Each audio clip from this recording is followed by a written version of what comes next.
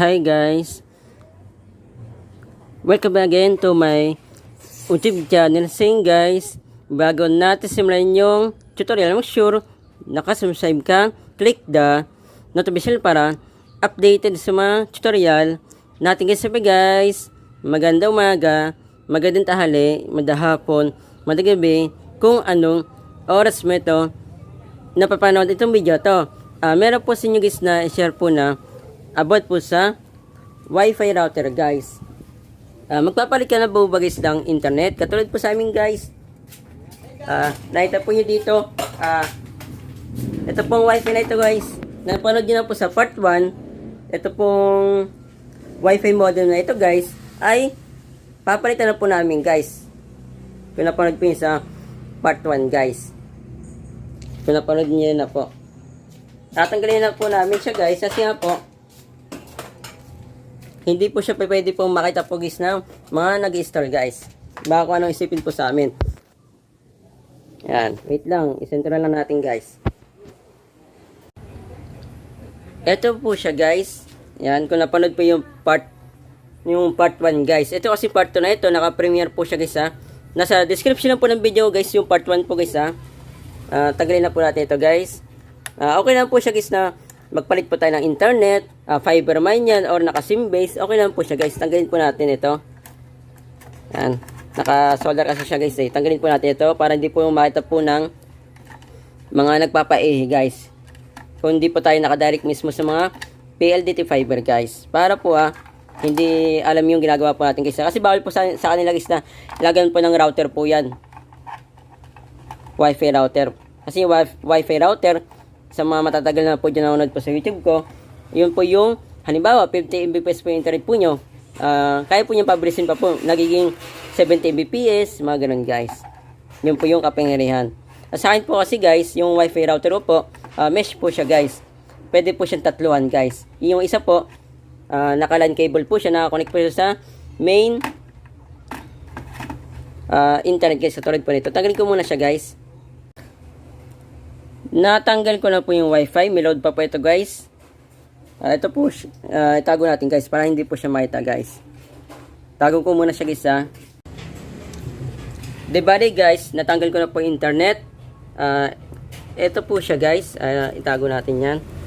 Tago natin yan.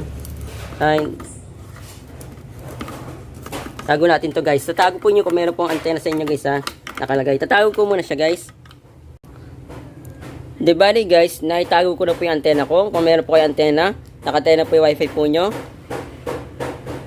Suggest ko po sa inyo, itago po nyo kung di po nyo matanggal guys kasi nasa bubong po yun. Ito po, pinadaan ko po siya para po maabot po yung wifi router ko guys. Papunta po dyan. Yan. Ito na po siya. Kahit na hindi nyo na po patayin po yung wifi po nyo, okay lang po siya guys. Meron pa po kasi akong ganito guys. Isa pa po.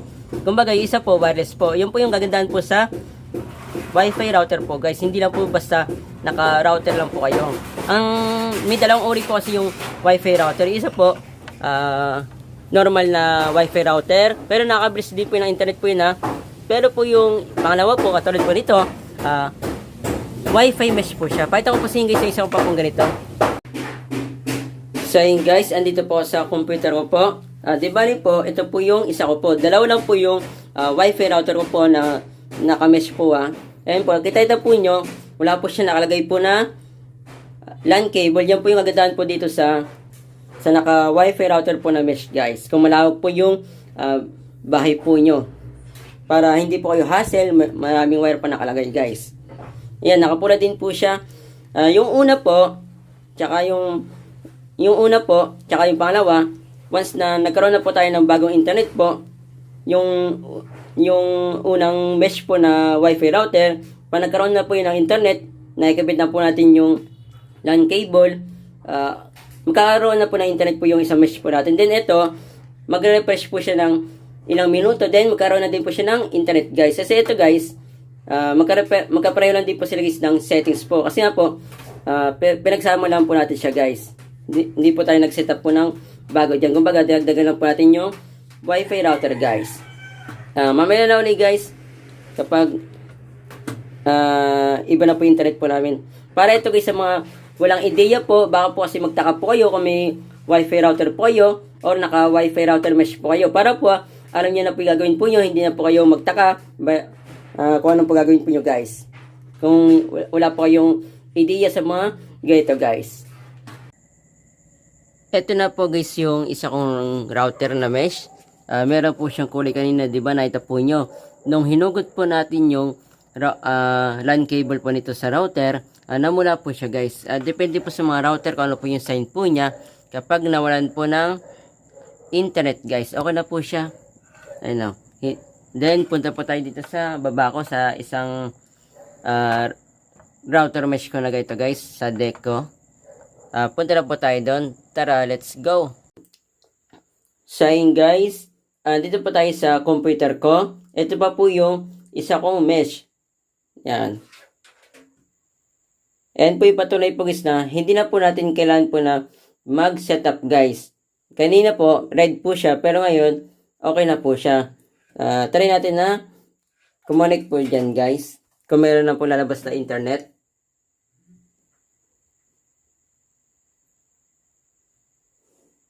And guys, kita ito po nyo. Nakakonect po tayo sa mesh router natin guys. Dito po, hindi po tayo nakakonect po dito sa wifi natin guys na bagong provider guys. So, yan.